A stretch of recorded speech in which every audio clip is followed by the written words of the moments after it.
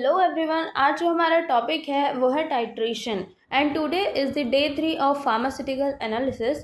इसमें मैंने स्पेक्ट्रोस्कोपी अच्छे से रिवाइज भी करा दिया है आपको। कुछ ही मिनट्स का वीडियो है, आप देख सकते हो उसे जाके, और क्रोमेटोग्राफी भी रिवीजन करा दिया है। ये बेयर मिनिमम है जो आपको करके जाना है, ठीक है। So let's start without wasting our time. That is we are starting from titration first, ठीक है। टाइट्रेशन क्या है? वॉल्यूमेट्रिक एनालिसिस है। इसका इंट्रोडक्शन पहले देख लेते हैं।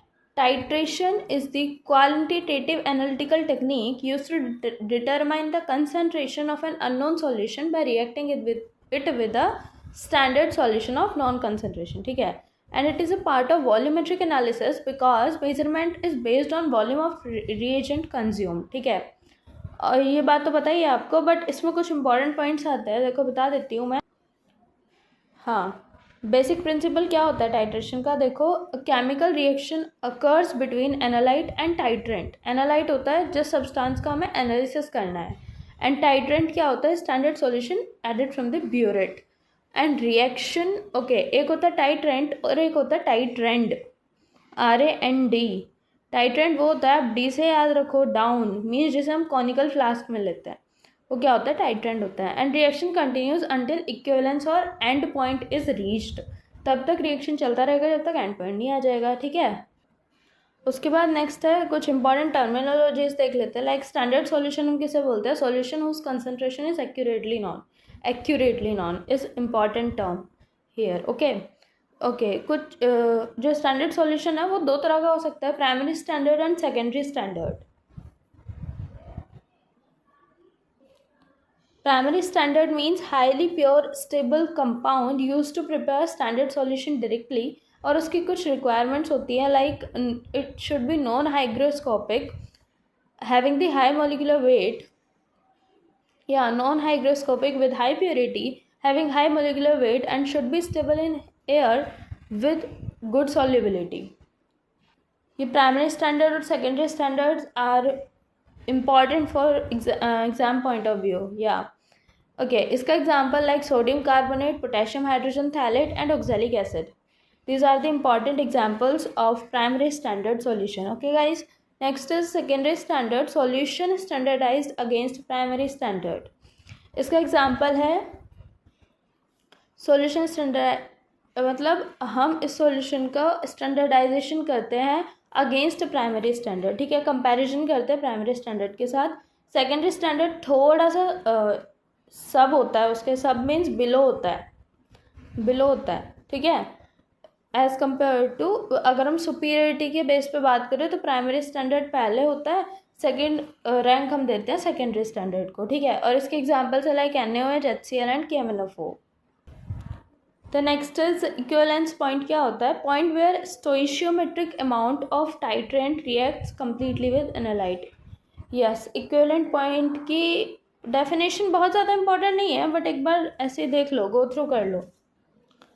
इसके क्वेश्चन जो मैं कराऊंगी वो ज़्यादा इंपॉर्टेंट है। End point indicated by colour change जहाँ हो जाएगा वो एंड पॉइंट है, और एंड पॉइंट का ही दूसरा नाम क्या है? इक्विवेलेंस पॉइंट बोल सकते हैं उसे। Next, indicator substances that changes colour near equivalence point, है ना। Example of phenolphthalein, methyl orange, starch indicator.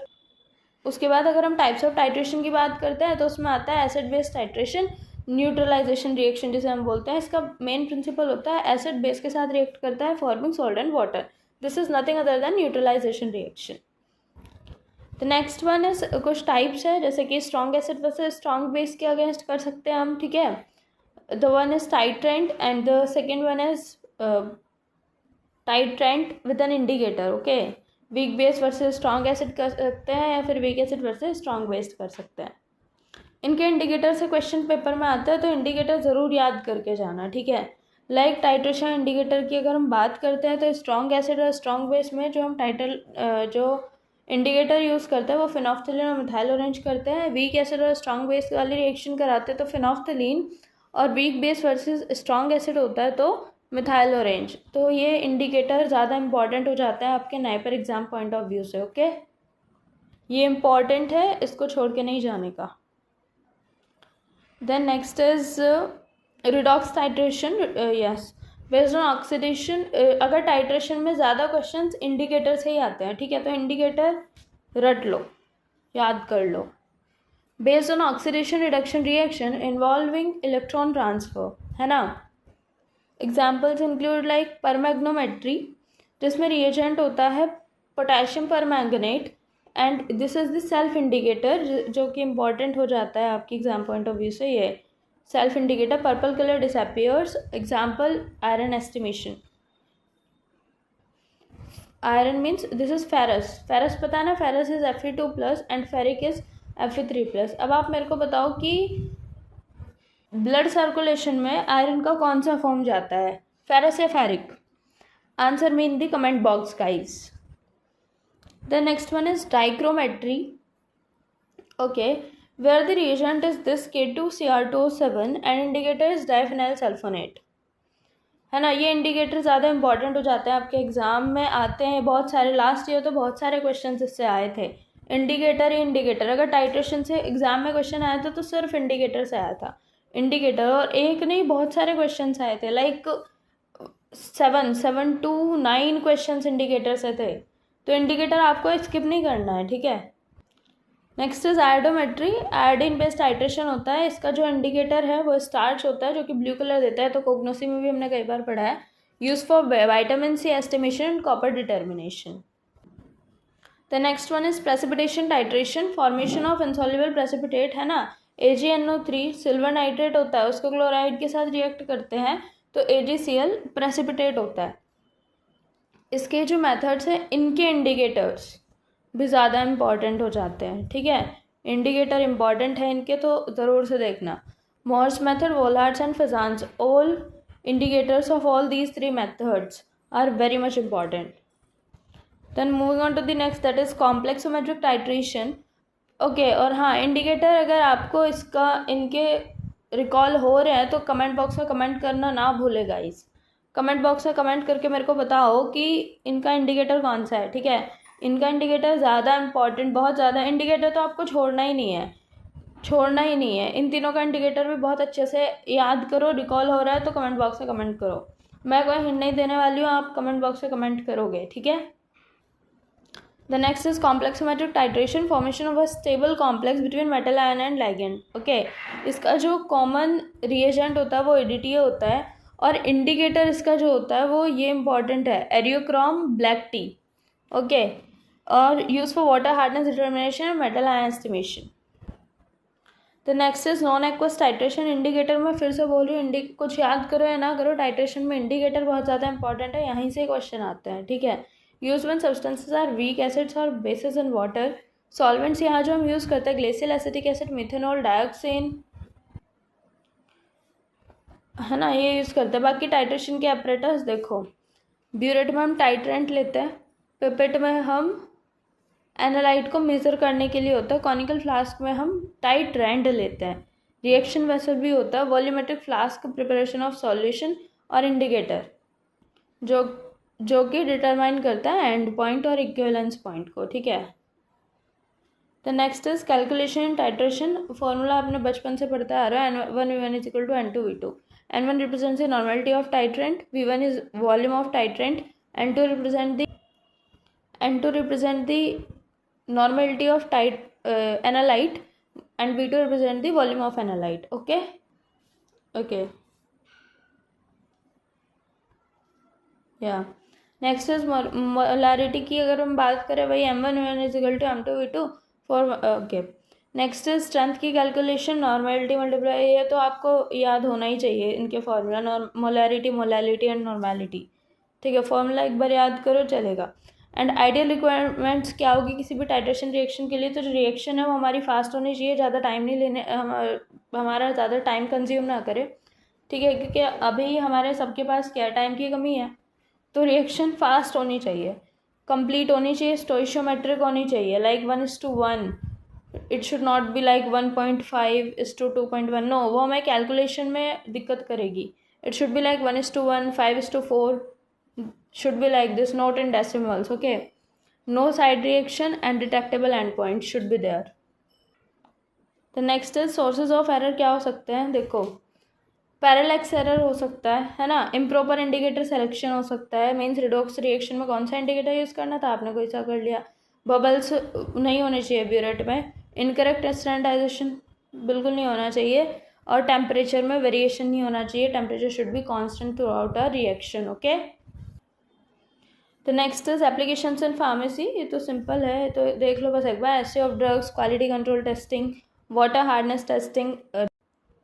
Okay, next one is like this, water hardness testing हो गया था, drug purity analysis, determination of alkaloids and pharmaceutical formulation analysis, है ना।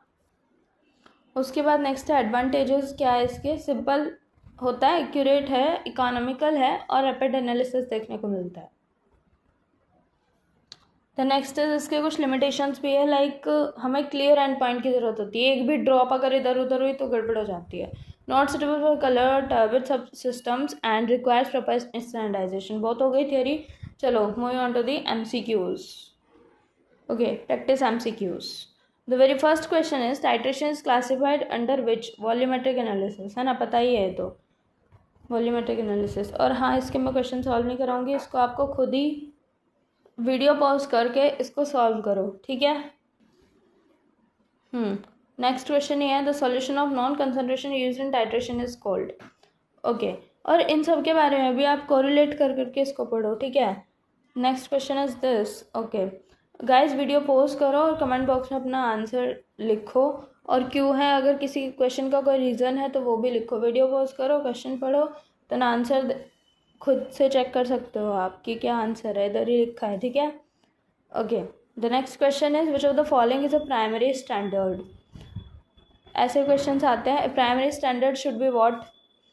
Next is, अनअर्थ solution is considered as what.